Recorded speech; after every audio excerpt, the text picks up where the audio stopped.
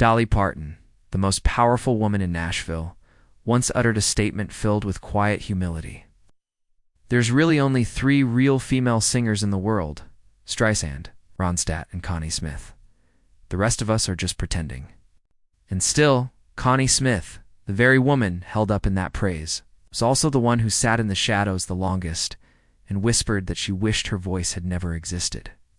Why would someone whose debut hit stayed at #1 for 8 weeks, who placed more than 30 songs in the top 40, and who was inducted into the Country Music Hall of Fame, sink into such depths of despair?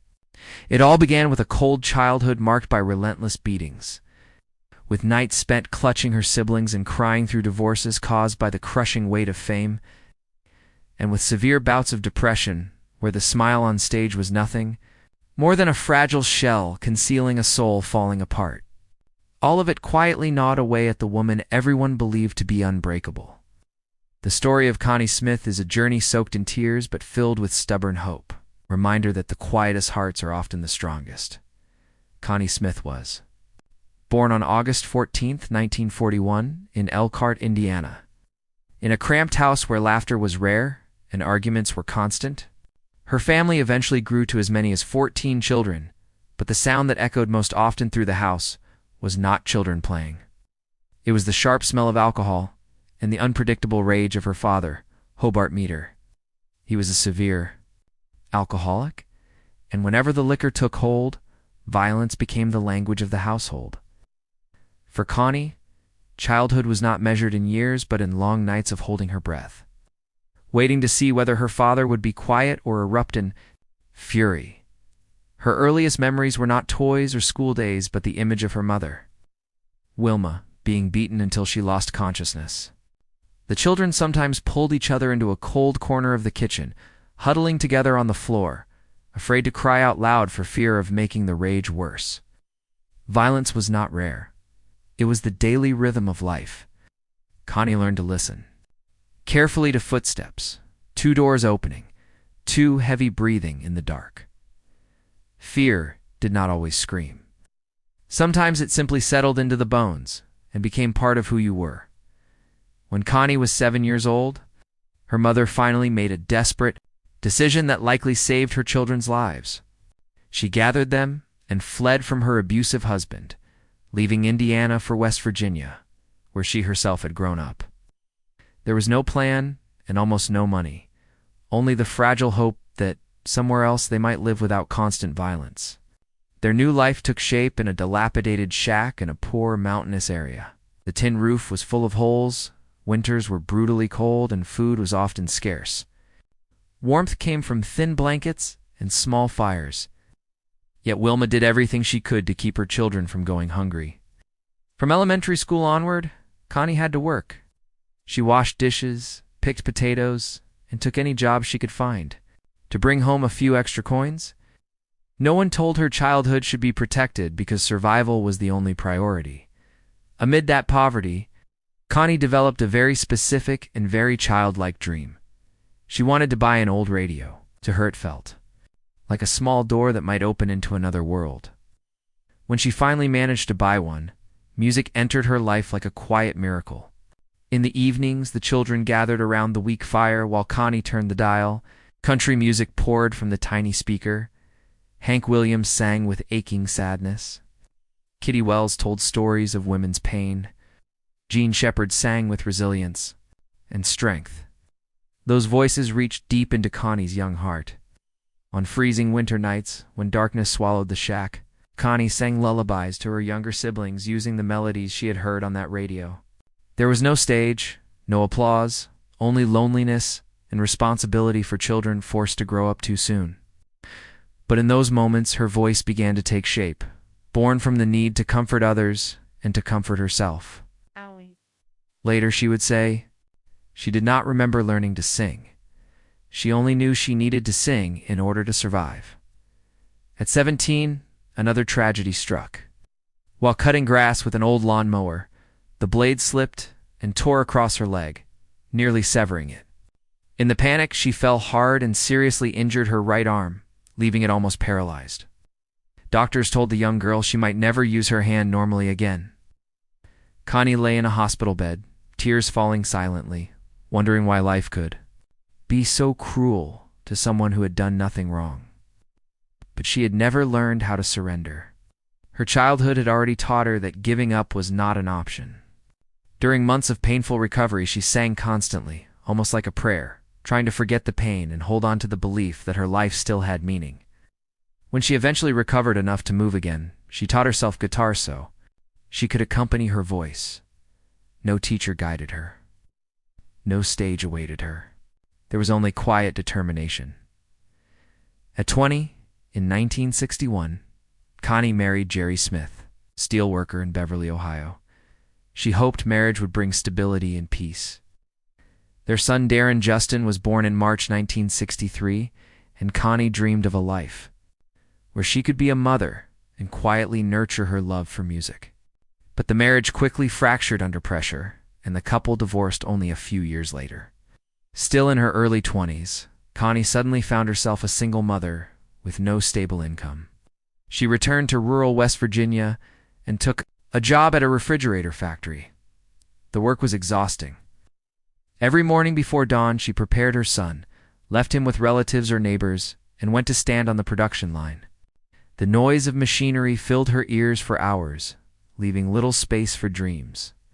But at night, after her son fell asleep, Connie would pick up her guitar and softly sing along with the radio. Music remained the thin thread holding her together. In 1963, that fragile thread unexpectedly changed her life. At the Franklin County Fair in Ohio, Connie performed at a small local event simply to test herself. She walked on stage alone, nervous and unsure. But when she opened her mouth to sing, the crowd fell silent. Her voice carried a sincerity that reached directly into people's hearts. When the song ended, applause erupted and would not stop. Among the audience was Bill Anderson, a famous songwriter from the Grand Ole Opry. He approached her afterward and told her she had something special. He offered to help her record a demo. Connie hesitated because she feared Nashville and the world of fame, but eventually she agreed. In the recording studio, she sang a song Anderson had written called Once a Day. She had no expectations. Yet after its release in August 1964, the song exploded in popularity. It climbed to #1 on the Billboard Hot Country Songs chart and stayed there for 8 consecutive weeks. A record for a female country artist that lasted nearly 50 years. Connie Smith suddenly became a star. She joined the Grand Ole Opry, toured across the country, and released hit after hit. Oh. More than 30 of her songs reached the top 40, with 19 climbing into the top 10. Her voice filled radios across America. Yet inside, she still felt like an imposter. While fans admired her success, she privately wondered if she truly belonged in that world. The insecurities rooted in her childhood never disappeared. Fame brought pressure, endless touring, and constant scrutiny. Her personal life also continued. To struggle, she remarried twice. First to guitarist Jack Watkins and later to Marshall Haynes. Children were born and families formed, but the stress of fame and Connie's own emotional sensitivity caused repeated heartbreak. Depression eventually settled heavily over her life. She often stood on stage smiling and singing while feeling completely empty inside. She later admitted that the hardest part of fame was not performing for thousands, but facing herself when the lights went out. Still, she continued singing because music remained the only thing that anchored her. To life, in 1968, Connie experienced a turning point when she embraced Christianity as a born-again believer. Faith did not magically erase her pain, but it gave her a sense of comfort and direction. She began recording gospel music alongside her country songs and openly expressed her beliefs during performances. Eventually, in the late 1970s, the emotional toll of her career forced her to step back from the music industry. She focused on her family, her faith, and healing. Years later, love arrived in an unexpected way. In 1997, Connie married country singer Marty Stewart, who had admired her since he was a child. He supported her without judgment and encouraged her to return to music. Their partnership brought a new sense of peace and stability to her life. Even in later years, life continued testing her strength. She survived severe illness during the COVID-19 pandemic and recovered to release new music. In 2012, she was inducted into the Country Music Hall of Fame, where Dolly Parton praised her voice as one of the greatest in the world. The recognition marked the culmination of a lifetime of perseverance. Today, well into her 80s, Connie Smith still occasionally stands on the stage of the Grand Ole Opry. Her voice may tremble more than it once did, but its sincerity remains unchanged. She lives quietly with Marty Stewart, surrounded by children and grandchildren, attending church and singing hymns simply for the joy of it. Her life story is not one of perfection, but of endurance. Connie Smith became an icon, not because she escaped suffering, but because she carried her vulnerability with honesty and kept moving forward. Her voice, shaped by hardship and faith, continues to remind listeners that gentleness is not weakness, and that sincerity is the one thing time can never erase. With time, Connie Smith slowly learned something that had taken her decades to understand. Survival was not the same thing as healing. For most of her life, she had simply endured. She endured childhood violence, endured poverty, endured broken marriages, endured the relentless pressure of fame.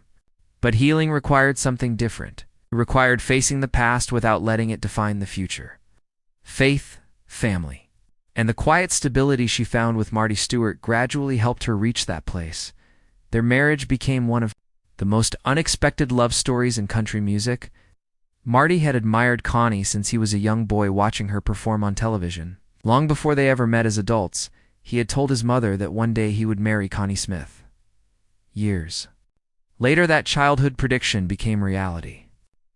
Despite being 17 years younger, Marty never tried to change Connie or overshadow her legacy. Instead, he treated her with the gentle respect she had rarely experienced in earlier relationships. Friends often described their home as peaceful, filled with music but also filled with laughter, something Connie had not known much of during her early years. Marty encouraged her not to hide from the stage, but to return on her own terms. In 1998, Connie released a comeback album after many quiet years away from the spotlight. The music felt different from her earlier work. It carried the same emotional honesty that had always defined her voice, but now there was also a deep calm. Woven into the sound, she was no longer trying to prove anything to anyone. She simply sang because it was still part of who she was in the early 2000s. She collaborated with other respected artists in the country and gospel world.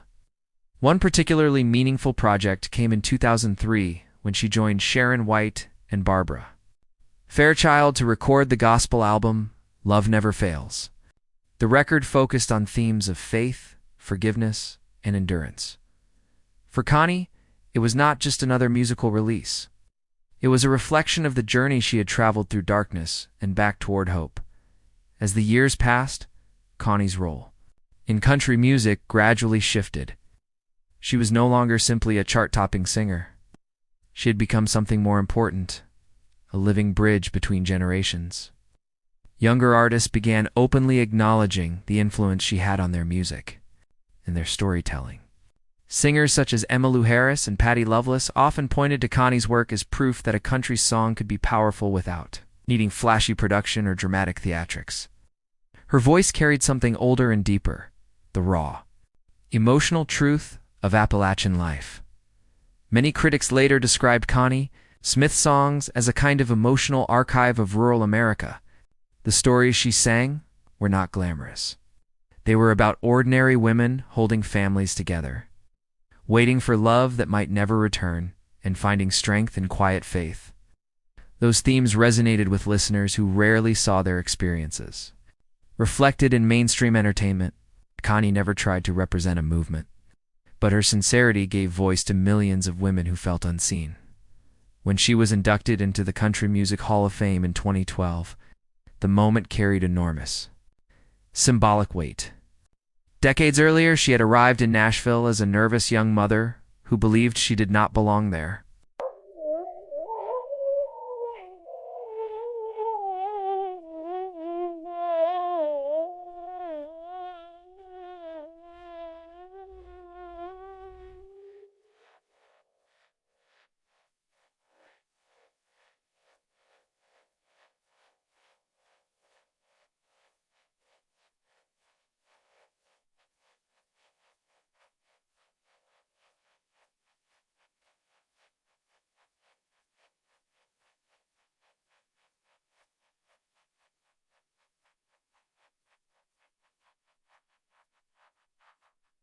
During the ceremony, Dolly Parton spoke warmly about her influence, reminding the audience that true greatness often comes from authenticity rather than spectacle. Connie, standing quietly with tears in her eyes, accepted the honor with the same humility that had followed her throughout her life, even as she entered her 80s. Connie continued appearing at the Grand Ole Opry, the stage she had first joined. Back in 1965, walking onto that stage had once filled her with fear and self-doubt. Now it felt like returning home. Audiences watched as she stood under the lights, sometimes moving a little slower than she once did, but still delivering songs with the same emotional clarity that had made her famous. Life still presented challenges. In 2021, Connie faced a serious health crisis when she contracted COVID-19 and developed severe complications including double pneumonia and sepsis. For a time, doctors were uncertain whether she would survive.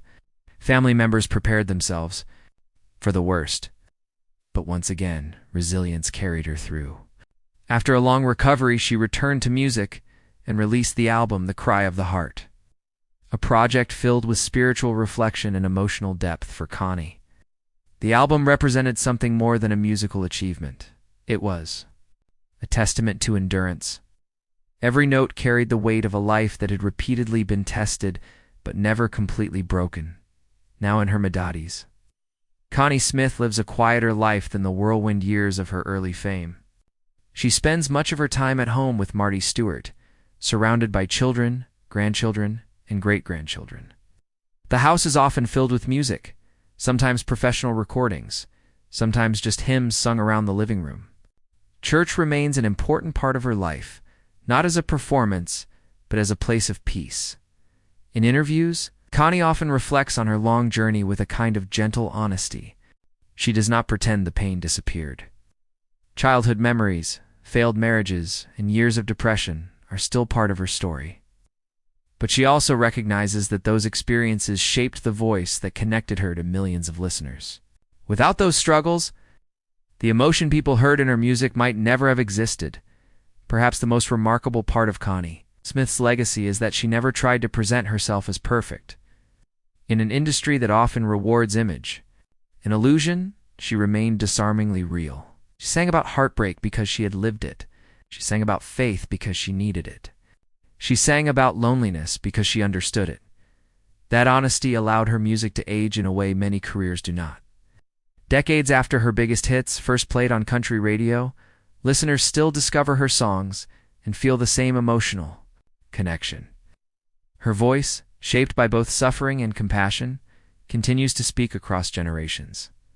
Today, when Connie occasionally steps onto the stage at the Grand Ole Opry, the moment feels less like a performance and more like a quiet celebration of survival. The audience is not only hearing a legendary singer, they are witnessing the story of a woman who refused to let hardships silence her voice. And perhaps that is the true reason Connie Smith's story endures. Not because she was the loudest or the most glamorous star in Nashville, but because she proved something far more powerful. A gentle voice, when it carries truth, can travel farther than anyone ever expects.